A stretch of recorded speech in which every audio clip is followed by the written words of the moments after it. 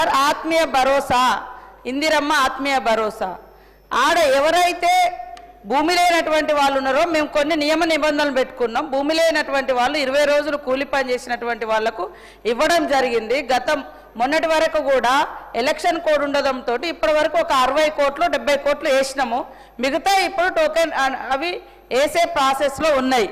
మీరు వేయలేదు సిద్దిపేటలో కూడా వచ్చినాయి, చూసుకోమంటున్నా. సిద్దిపేట కూడా ఉన్నది మా దగ్గర, లిస్ట్ ఇప్పుడు తెప్పిస్తా. గౌరవనీయులు సోదరిమణి సీతక్క గారు మాట్లాడుతూ ఇందిరమ్మ ఆత్మీయ భరోసా పథకం గురించి మాట్లాడారు.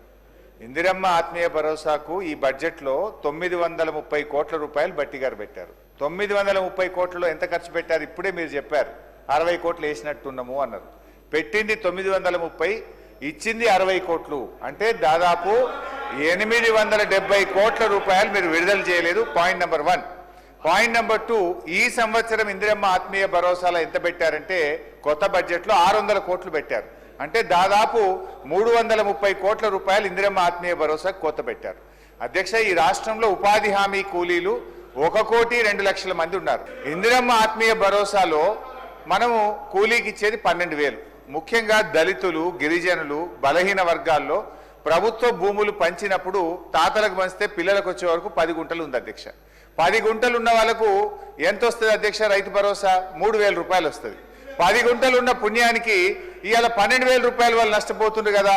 అందువల్ల 10 గుంటలున్నా, అరెకరం ఉన్నా, 30 ఎకరం ఉన్నా వాళ్ళందరికీ కూడా ఎకరం లోపు ఉన్న వాళ్ళకి ఇందిరమ్మ ఆత్మీయ భరోసా ఇచ్చి నిజమైన పేదలకు, ఎస్సీ ఎస్టీ బీసీలకు న్యాయం చేయాలని మీ ద్వారా ప్రభుత్వాన్ని కోరుతున్నాను. సార్ ఆత్మీయ భరోసా, ఇందిరమ్మ ఆత్మీయ భరోసా ఆడ ఎవరైతే భూమి లేనటువంటి వాళ్ళు ఉన్నారో మేము కొన్ని నియమ నిబంధనలు పెట్టుకున్నాం. భూమి లేనటువంటి వాళ్ళు 20 రోజులు కూలి పని చేసినటువంటి వాళ్లకు ఇవ్వడం జరిగింది. మొన్నటి వరకు కూడా ఎలక్షన్ కోడ్ ఉండడంతో ఇప్పటి వరకు ఒక 60 కోట్లు 70 కోట్లు వేసినాము. మిగతా ఇప్పుడు టోకెన్ అవి వేసే ప్రాసెస్లో ఉన్నాయి. మీరు వేయలేదు సిద్దిపేటలో కూడా వచ్చినాయి, చూసుకోమంటున్నా. సిద్దిపేట కూడా ఉన్నది మా దగ్గర, లిస్ట్ ఇప్పుడు తెప్పిస్తా. గౌరవనీయులు సోదరిమణి సీతక్క గారు మాట్లాడుతూ ఇందిరమ్మ ఆత్మీయ భరోసా పథకం గురించి మాట్లాడారు.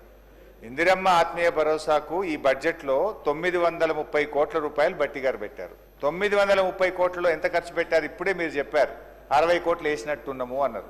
పెట్టింది 930, ఇచ్చింది 60 కోట్లు. అంటే దాదాపు 870 కోట్ల రూపాయలు మీరు విడుదల చేయలేదు. Point number 1. పాయింట్ నెంబర్ 2, ఈ సంవత్సరం ఇందిరమ్మ ఆత్మీయ భరోసాలో ఎంత పెట్టారంటే కొత్త బడ్జెట్లో 600 కోట్లు పెట్టారు. అంటే దాదాపు 330 కోట్ల రూపాయలు ఇందిరమ్మ ఆత్మీయ భరోసాకు కోత పెట్టారు. అధ్యక్ష, ఈ రాష్ట్రంలో ఉపాధి హామీ కూలీలు 1,02,00,000 మంది ఉన్నారు.